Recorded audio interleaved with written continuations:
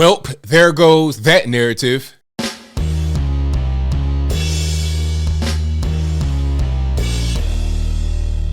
How's everybody doing? My name is Anthony Brian Logan, and today we got to talk about this story coming out of Gifford, Florida, which is right by Port St. Lucie and Vero Beach on the east coast of Florida, that destroys the Kyle Rittenhouse narrative. Now you may be asking yourself, hey ABL, what is the Kyle Rittenhouse narrative? I'll explain. You see, many on the left, including some of your regular normies on the internets, especially your mainstream media, your political people, Black Lives Matter, Antifa, etc., they say that if Kyle Rittenhouse were black instead of white, and he did all of what he did, including, quote unquote, crossing state lines, carrying a long gun, shooting, quote unquote, innocent protesters, then he would have been shot by police on site right away. And if he didn't die right there on the scene, he'd be sent to the penitentiary forever. This narrative makes no sense. If anybody just looks at things beyond the mainstream media, then they would know it doesn't make any sense. If anybody knows anybody that is in these kind of areas and has been involved in crimes like this, then they would know this does not make any sense. Now, before I go any further into it, let's roll this clip. In this clip, you're going to get some detail from that Gifford, Florida story so you can really see what's going on. And after we get done with that, I'll come back. I'll talk about what was said there. Then I'll give you my 2 cents and my deep detail analysis. And then I'll wrap it on up with a nice bow on top.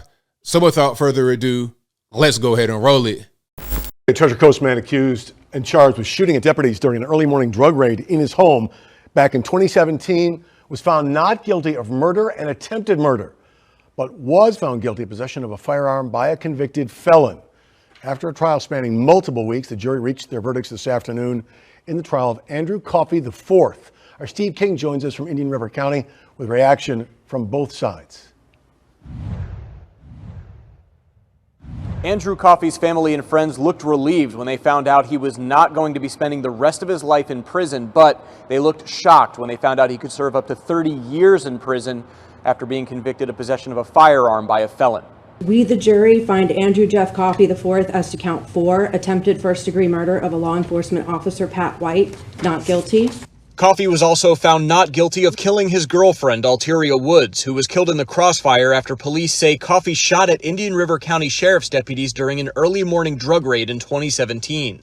Coffey's defense attorneys reacting to the verdict. I'm exceptionally happy with the jury's verdict, and they applied the law properly, and they came back with verdicts that were just, that he was in a self-defense mode, that he was protecting himself, and that he did not know that these were officers outside. So I think he's vindicated from that standpoint. No matter what, he's never going to recover his girlfriend, and that's an emotional punishment that he will suffer the rest of his life. The sheriff says in part, quote, "It's disappointing that this jury did not see that the tragic death of Alteria Woods occurred as a direct result of the actions of Andrew Coffey IV.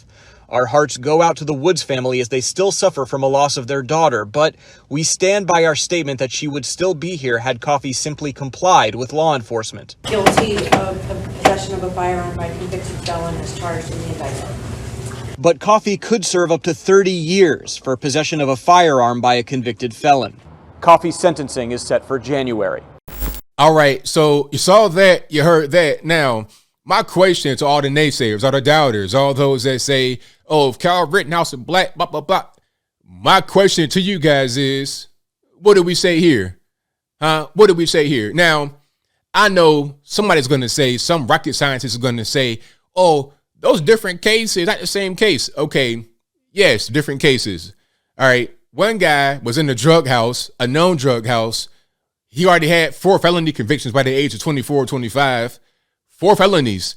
Not just, okay, you jaywalking, you were speeding, you going 65 into 45. Now you got 4 felony convictions. You're in a known drug house. You had a weapon as a convicted felon. You can't do that. So you're already a criminal out there in the street, right? That's much different than Kyle Rittenhouse, who was carrying a weapon legally in Kenosha, Wisconsin, who did not have a criminal record. Is much different, right? Yes, they're different, but the point of the Kyle Rittenhouse narrative is if Kyle Rittenhouse were black, then he would have been killed by the police. he'd be up under the jail if he wasn't killed by the police. That's not true. Let's go back to the whole thing of this man. What's his name? Andrew Coffey. Let's go back to him. You see, this guy, this story is more like Breonna Taylor, okay? He probably shouldn't even be out. Actually, he should be in the penitentiary. The only thing that happened was the jury, I guess, couldn't come to the decision that he knew the police were there. Because they think, okay, he was sleeping, he hears a loud bang, he gets a gun to protect himself. That's pretty much all that it was. Now, see, in the Breonna Taylor case, it wasn't what was going on. They were in the hallway, and Breonna Taylor was behind them. They were awake, they were up, and they heard the police. They had witnesses that said that the police were called. Like, they announced themselves, police. So that case is different, but it's similar to Kyle Rittenhouse in the fact that he didn't go to the penitentiary for shooting at the cops or for the murder of his girlfriend. And his bullets aren't what killed her, because if you read the article, or some articles, they'll say that she got killed in a crossfire. Well, what ultimately happened was the SWAT team exchanged gunfire with him, and then they shot her, I guess, by mistake. She was found right there in the bed. So it wasn't like she was up and moving around like Breonna Taylor was. But anyway, the point is that he did not go to the penitentiary. He did not get convicted for shooting at the cops or for the murder of his girlfriend, who died right there at the scene after the gunfire was exchanged. Now he's still facing that gun charge as a felon, because you cannot have a gun as a felon. Everyone knows if you're a felon, you can't have guns unless you get your rights restored. He didn't do that, obviously, so now he's facing that gun charge. And they're saying it could be 30 years behind bars. I don't think so. If you don't get convicted of shooting at officers, you probably won't get a lot of time on that gun charge. In Virginia, the way it is, it's a 5-year mandatory minimum for an illegal weapon possessed by a felon or whatever. It's 5 years off top. So that could be a similar thing down there in Florida. He'll probably get some jail time for that, for sure, because what he did actually was wrong, in my opinion. But the jury said, nah, we can't prove that. We don't see enough evidence to prove that he was wrong. Self-defense, cool. Kyle Rittenhouse did much less than that guy. He was not in the drug house. And they found drugs in the house, by the way. They found crack, weed, pills, all types of stuff. They found drugs. It was a known drug house. And the guy already been a career criminal with 4 felonies under his belt. I mean, come on. All right.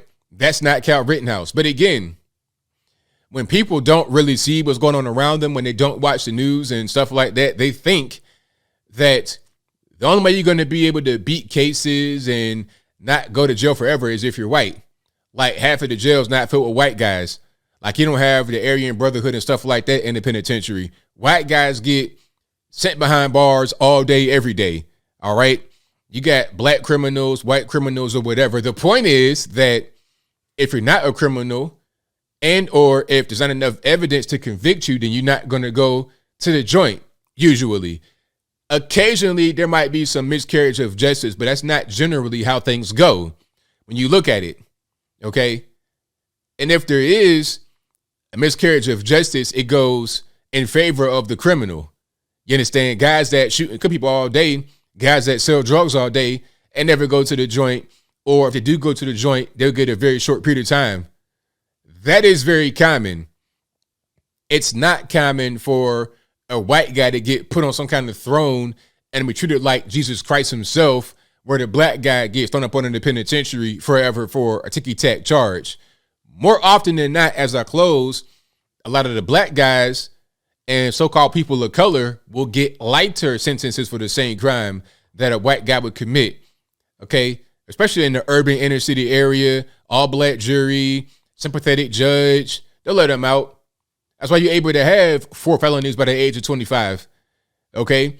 If you are a felon, how long are you going to be in the penitentiary for your felony? Like a year minimum, but you got 4 different felonies?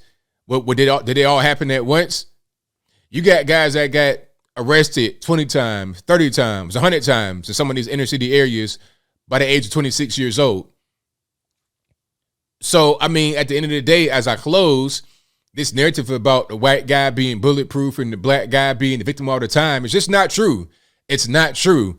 The media did not show you that story because they want to paint the black man as a victim. If this story would have gone a different way, then they would show you. They would say, see, look at it. He got sent to jail for doing the same thing that Cal Rittenhouse did, although it's totally different. But the outcome, they would compare it. You understand? The point is the outcome. They didn't cover it because it does not fit their narrative. But I will cover it because it disproves a narrative. This whole race thing, it's old. It's 2021. It's not that way anymore. If anything, it's people are going more in favor of the person of color, the black person or whatever, and not in favor of the so-called white guy. The fact that this case for Cal Rittenhouse was even the case is because he was white. If he was black or any other color, it wouldn't have gone to trial. These kind of cases happen all the time, every single day. Nobody cares because there's no racial narrative to push. There's no chip on the shoulder to aggravate. That's the reality. But I think I'll leave that right there for now. And what say you? How you feel about this case compared to the Cal Rittenhouse case? Whatever your thoughts are, let me know in the comments. You guys know where I'm at. These cases are not uncommon, where you have actual criminals, in my opinion, criminals that get off, don't do any jail time, or do a very small sentence. This is why these guys keep coming back over and over again to commit 1, 2, 3, 4, 5 felonies by the age of 24. That's how it happens. Okay. And this very small group of guys are the ones that commit all the crime. If they were to be sent in the penitentiary for a longer period of time, then you would have less crime. But that's racist. You can't do that. Mass incarceration, right? Joe Biden was for that. He probably would do it again if things got out of control. And in the meantime, with this big dragnet, you probably get a bunch of guys locked up that shouldn't be locked up. But hey, it's all right, right? Tough on crime, 1994 crime bill. As I close, I'm going to say this for real. I think we need to have more targeted crime fighting to get the violent criminals off the street. Get them out of here. That should be our focus and nothing else. All this race stuff and trying to be woke and trying to be generous. No, violent criminals out, period. But whatever your thoughts are, please let me know in the comments below. And that's all I got to say for this video. If you like what you heard, please comment, rate, share, and subscribe. Peace.